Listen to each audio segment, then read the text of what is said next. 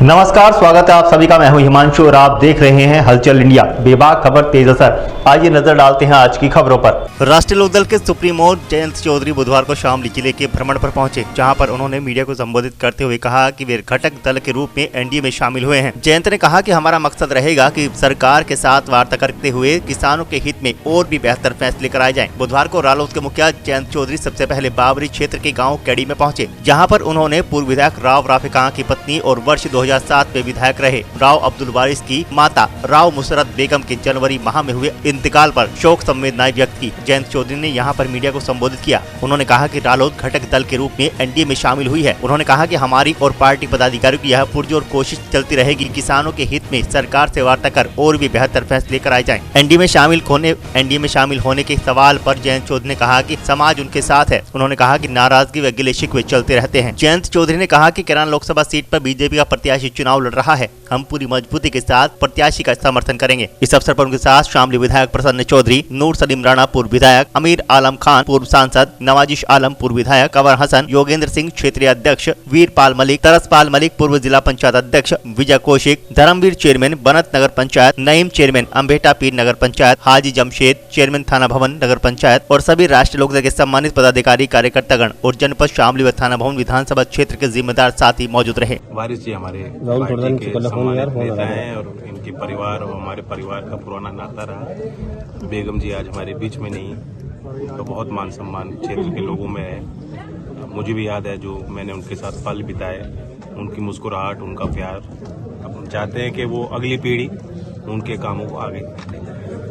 चौधरी साहब, एनडीए सब विलय हुआ है, क्या कहेंगे? कितनी सीटें मिलने वाली हैं? हम लोग घटक दल के तौर पे शामिल हुए हैं। 2 पार्लियामेंट की सीट लोकसभा में हम लड़ रहे हैं। बाकी सब जगह हमारे कार्यकर्ता, मैं उम्मीद करता हूँ यहाँ जहाँ हम बैठे हैं यहाँ बीजेपी के सिंबल पर चुनाव लड़ा जाएगा। उम्मीदवार घोषित भी हो चुके हैं, तो सब लोगों को साथ देना चाहिए। अखिलेश जी लगातार पीडीए की बात कर रहे हैं। क्या कह रहे हैं? पीडीए की बात कर रहे हैं। अखिलेश जी बात कर रहे हैं, वो करेंगे।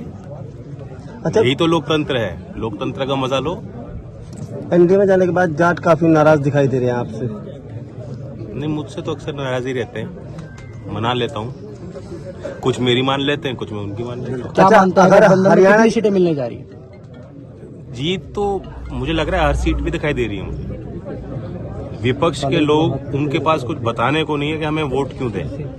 अभी तक मुझे कोई ऐसा माहौल या कोई मुद्दा या कोई प्रचार ऐसा दिखाई नहीं दे रहा कि विपक्ष का नेता खड़े होकर कहेगा कि इसलिए हमें वोट दीजिए। तो वोट मांगने की स्थिति नहीं है।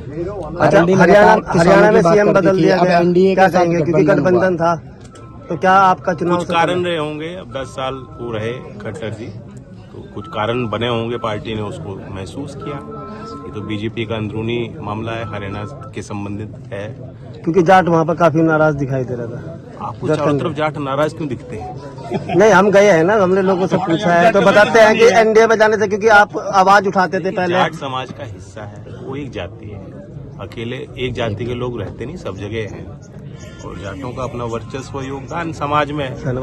आप टारगेट करके बार बार जाटों को क्यों टारगेट कर रहे हैं? मत किया करो। जैद जी, किसान पार्टी है आरएलडी, अब किस तरह से एनडीए से विलय हुआ है, तो किसानों की बातों को लेकर किस तरह से काम किया जाएगा? किसानों के हित के लिए भारत सरकार की कई योजनाएं किसानों के लिए बनी है और आगे और बनेंगी।